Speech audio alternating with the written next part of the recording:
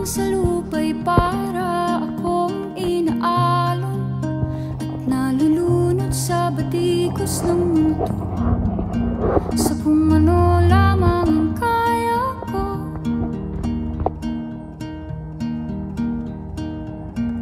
Bigang-biga na sa mga problemang di masolusyonan agad, parang wala nang bukas. Pwede bang umiwas? Hinahanap ang sarili, ngunit di nakakayanan sa ligaw na dinadaanan ko. Saan na to patungo? Saan ako patungo? Dahan-dahan